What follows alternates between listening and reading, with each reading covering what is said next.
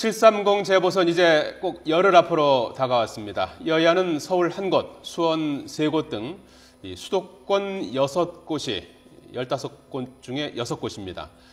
이번 선거의 승패를 좌우할 것으로 보고 총력전을 펼치고 있습니다. 한편 세월호 참사 100일이 다가오고 있지만 특별법 제정을 위한 여야 협상은 교착 상태에 빠져 있는데요. 한 주간의 정치권 소식 황태순 정치평론가 최창렬 용인대 교수와 함께 자세히 알아보겠습니다. 네, 두 분 어서 오십시오. 네, 안녕하세요. 네. 자, 오늘이 이제 D-10일, 10이죠. 예, 730 재보선 이제 열흘 앞으로 다가왔는데 모두 이제 15곳에서 네. 선거가 지금 국회의원 의석수가 뭐 300석 아닙니까? 그 가운데서 이제 15곳이니까 정원이 300석이고 지금 현재 제적은 그렇지 않죠. 적죠. 5%가량 되는데 우선 최근에 정당 지지율이 뭐 미세하지만 변화가 있는데요. 그 그래프로 추이를 우선 좀 살펴보고 말씀 나눠보겠습니다. 네. 한국갤럽이 지난 발표한 여론조사를 보면요. 이번 주 새누리당은 43%, 새정치민주연합은 26%의 지지율을 보였습니다. 새누리당 지지도는 한 주 전보다 2%포인트 상승한 반면에 새정치민주연합은 2%포인트 하락한 건데요. 새정치연합은 이달 들어서 지지율이 계속 떨어지는 추세입니다. 네, 일주일 전과 비교해서 2%, 새누리당은 2% 올랐고 새정치민주연합은 2% 내려가는. 네. 뭐 미세하긴 하지만 어쨌든 뭐 좀 변화가 약간 있는데. 그렇죠. 뭐 어떤 의미가 있는 겁니까? 이제 이게 한국갤럽이 매주 조사해서 매주 금요일 날 발표하고 금요일 날 나오죠. 네. 발표하는데 일주일 전에 비해서는 2%포인트 하락했습니다만 그 전주, 즉 2주 사이에, 그래서 보름 사이에 5%포인트가 빠졌어요. 새정치민주연합은. 예. 그에 반해서 새누리당은 2%포인트가 올라갔습니다. 네. 당초 730 재보선 이야기할 7월 초만 해도 보면 새누리당이 저 울산 외에는 이길 곳이 없다 하고 이제 엄살을 떨 정도로 굉장히 분위기가 안 좋았습니다만 문제는 7월 한 보름 전이죠. 보름 전부터 시작해서 새정치민주연합에서 이른바 이 공천 파동을 겪습니다. 이른바 돌려막기 공천, 뭐 기동민, 권은희, 돌려막기 공천, 내려찍기 공천 이와 같은 공천 파동을 겪으면서 결국 새정치민주연합은 한 2주 사이에 도표에 보시는 바와 같이 한 5%포인트.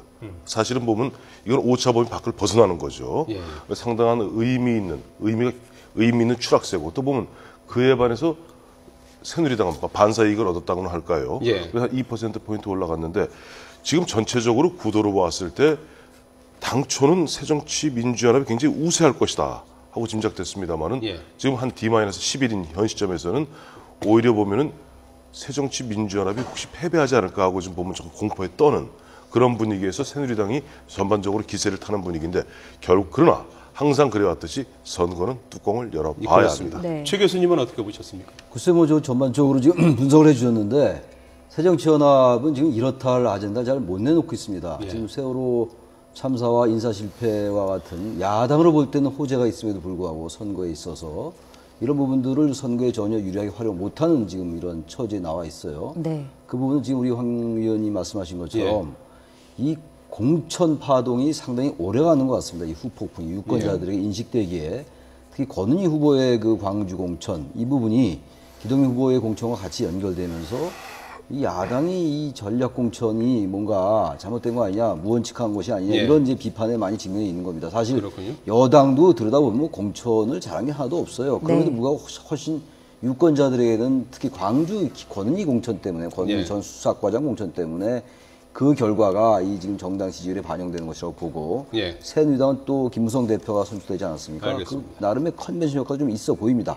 바로 그것이 이렇게 지지율의 어떤 등락의 교차로 나타나는 것으로 보입니다. 관련 얘기는 조금 이따 좀 더 나눠보기로 하고요. 대통령 지지도 조사 결과도 있었는데요. 비슷한 그 흐름을 보이고 있습니다. 보시겠죠? 대통령 지지도 보시면요. 긍정평가가 44%, 부정평가 47%로 나타났습니다. 긍정평가는 일주일 전보다 1%포인트 올랐고 부정평가는 1%포인트 하락한 것입니다. 박 대통령 지지율은 지난주 이 세월호 사고 이후 2달 만에 처음으로 반등하고 이번 주에도 상승했습니다.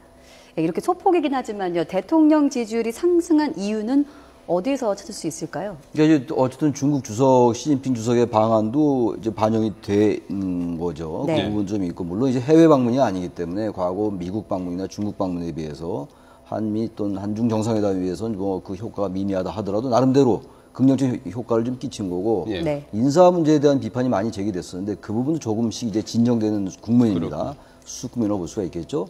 또 세월호 참사 문제 여전히 뭐 세월호 특별법 제정도 되지 않았고 여야가 국정조사에서조차도 뭔가 나름대로 의미 있는 진전을 못하고 있음에도 불구하고 인사 문제와 세월호 참사 국면에서 조금씩 벗어나는 분위기입니다. 따라서 새누리당의 그 지지율과 마찬가지로 대통령의 국정수행에 대한 평가도 물론 아직은 부정이 긍정보다 맞습니다만 조금씩 이제 올라가는 반등하는 그런 현재 국면에 있습니다. 예.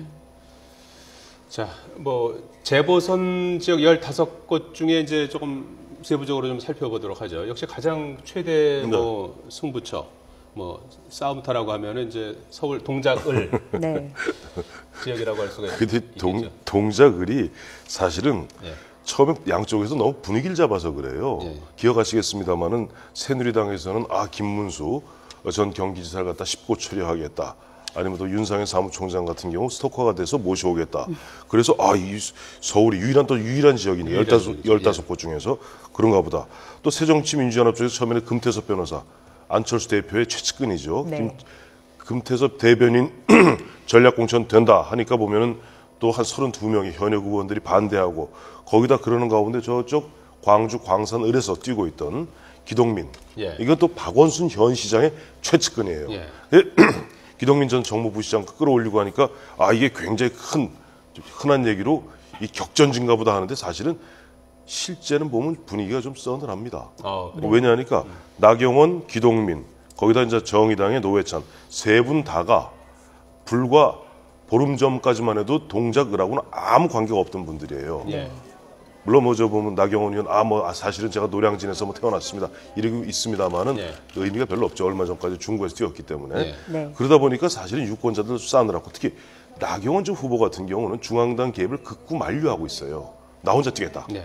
그다음에 기동민, 노회찬 간에 지금 아직까지도 물론 내일 또 이번 주말까지 야권 후보 단일화, 예. 즉 야권 연대 가능성이 있거든요. 네. 그러니까 실제 보면 가장 열전이 벌어지는 곳은 수원의 이른바 을병정인데 예.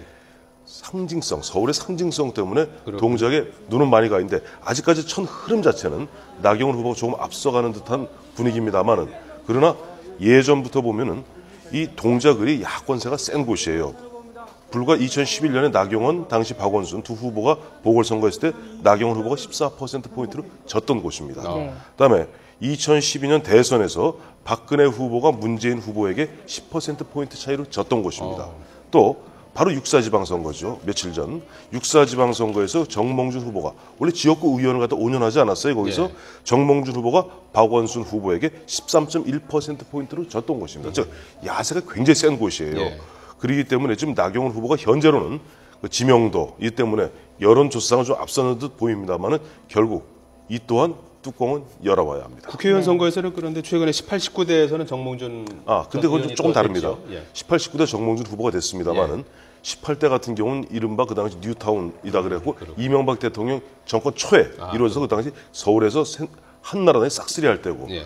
다음에 얼마 전 19대에서 정몽준 후보가 이겼던 것은 영석성도 영석성이지만 이기한 후보의 거의 오차범위 내에서 가까스로 이겼습니다. 그러니까 결코 동작을이 만만한 것이 아닙니다. 네, 그리고 야권연대 가능성 제기하셨는데 야권연대가 된다면 그럼 나경원 후보를 좀 이길 수 있을지 그 부분도 궁금하고 오늘 보니까 심상정 의원은 야권연대 거론하지 않겠다면서 야권에서 지금 이견이 나타나고 있거든요. 이 야권연대 가능성 어떻게 보시나요? 야권연대 가능성을 아직 예단하기는 어려울 것 같아요. 네. 새정치연합이 오늘 이제 기자회견을 하면서 야권연대가 당대당 연대는 없다라고 선을 분명히 그었어요. 네.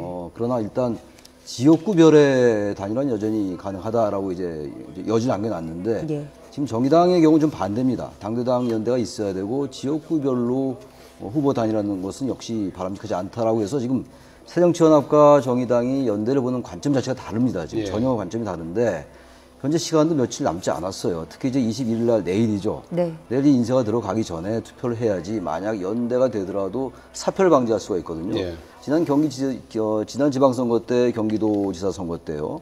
사표가 굉장히 많이 나왔어요. 네. 단일화가 그 후에 됐단 말이죠.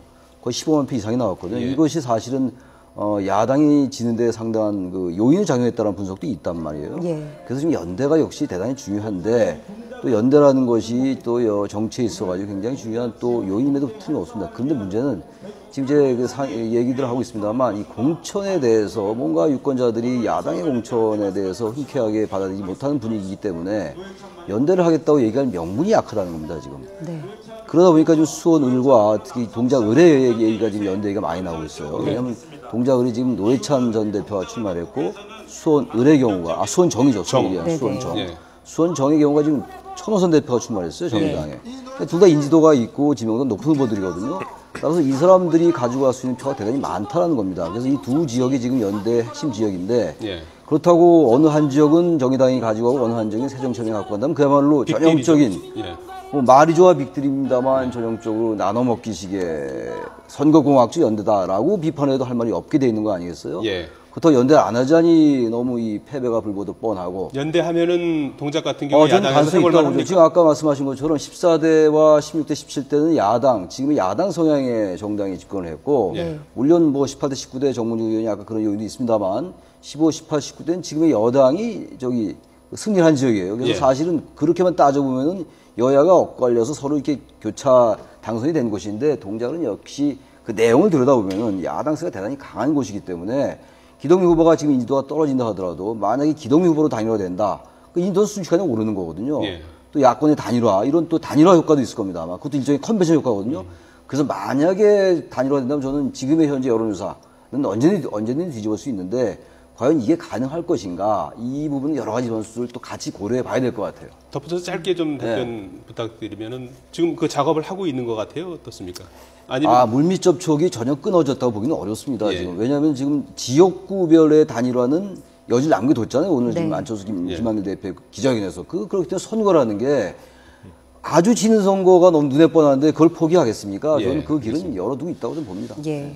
지금 말씀하신 대로 이제 수원 같은 경우에 4개의 선거구 가운데 무려 3곳에서 뭐 이번에 이제 재보선을 치르게 되는데 그래서 이제 수원 대첩이다 이런 얘기도 나오고 있지 않습니까? 을병정 차례대로 좀 짚어보죠. 을 같은 경우에는 지금 새누리당 정미경 후보와 새정치연합 백혜련 후보 네. 둘 다 이제 뭐 여성 검사 출신. 여성 검사의 또 고대 선후배 예.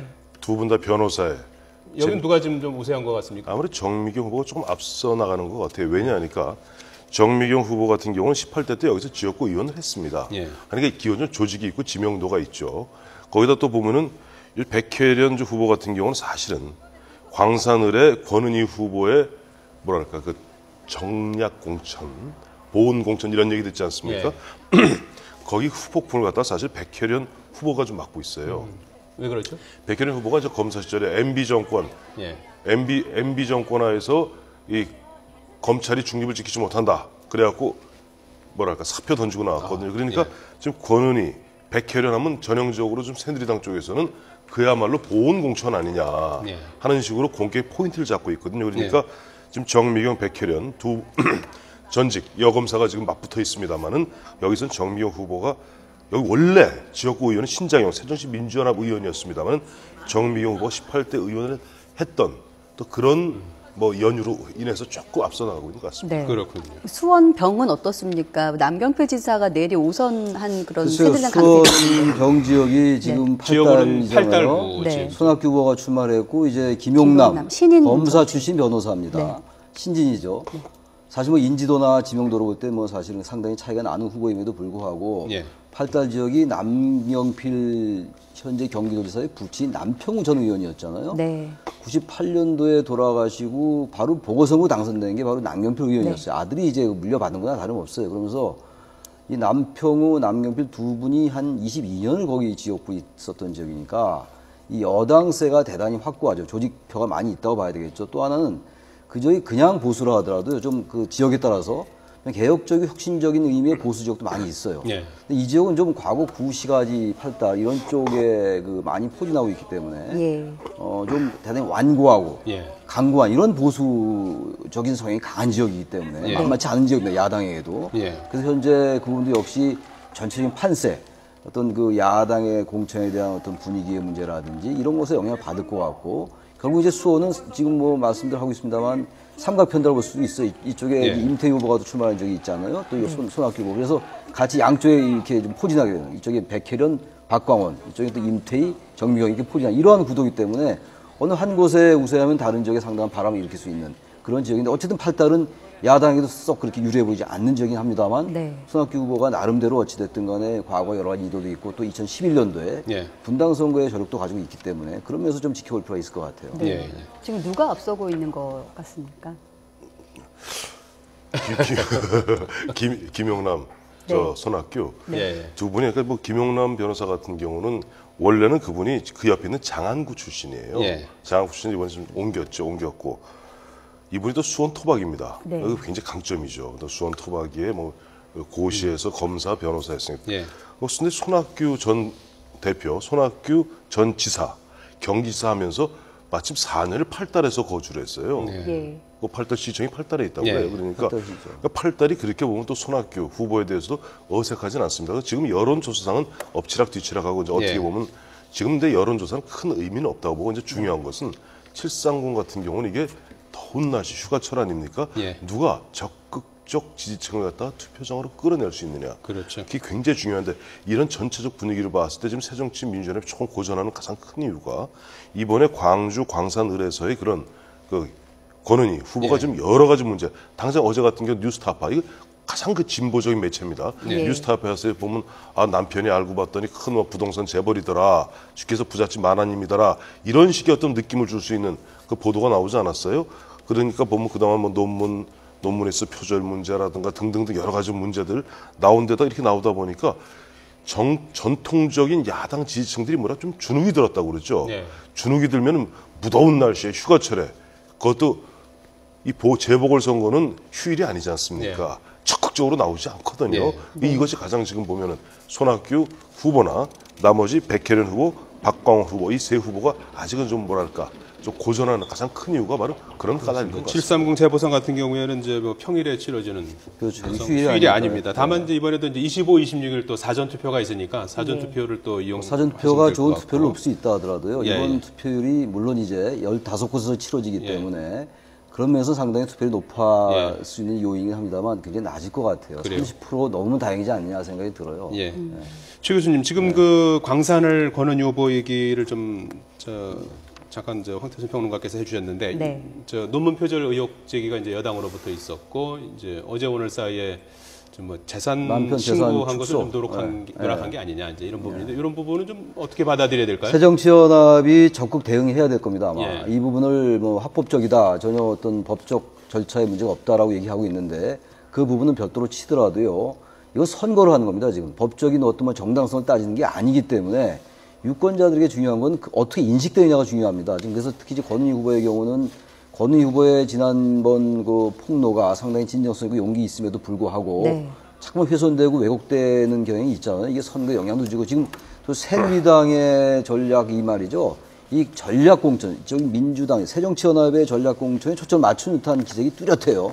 지금 이 재산 누락 의혹 이런 것들이 제기되는 건 지금 빨리 이 부분을 완벽하게 해명을 하고 그리고 잘못된 게 있으면 사과할 것 있으면 사과하고 이렇게 나가야 되지 이게 아무런 문제가 없다라는 쪽의 단순 논리로만 해명했다가는 선거 전반적인 판세에 상당한 어두운 그런 결과 가져올 수 있을 것 같아요. 보다 적극적인 해명이 필요하다고 봅니다. 예. 네. 자, 끝으로 짧게 말이죠. 서울 동작을과 이제 수원 정지역에 지금 그 뭐 빅딜설 뭐 이런 얘기도 나오고 있는데 그런 가능성이 뭐 어떻게 있어 보입니까? 어떻게 보십니까? 저는 충분히 가능성이 있다고 보고요. 지금 보면은 앞서도 우리 최 교수님 말씀하셨습니다만은 지금 새정치민주연합하고 정의당하고 전혀 반대 이야기를 하고 있는데 그 반대 이야기 가운데도 서로가 보니까 어떤 타협의 여지는 충분히 열어놓고 있어요. 그러니까 내일 뭐 인쇄가 됩니다만은 사전 투표 전 25, 26, 즉 금토 그 이전의 극적인 타격. 왜냐하니까 지금 기동민 후보가 만약에 야권 후보 단일화가 안 돼서 야권 연대가 안 돼서 기동민 후보가 떨어진다면 이 타격은 바로 안철수, 김한길 두 대표. 처음에 전략공천을 주도한 사람이 바로 그 두 사람이기 때문에 바로 맞거든요. 그러니까 저는 안철수, 김한길 대표 어떻게 보면 지금 정의당의 심상정 원내대표는 좀 오히려 느긋한 편이에요. 정말 할 테면 해봐라. 그러나 급한 건 너희가 아니냐 하니까 저는 이번 주 중에 극적인 야권 연대 전 충분히 가능하다고 봅니다. 그렇군요. 네. 알겠습니다. 지금 시간이 좀 다 돼갖고서 여기서 줄이겠습니다. 황태순 정치평론가, 최창렬 용인대 교수였습니다. 두 분 고맙습니다.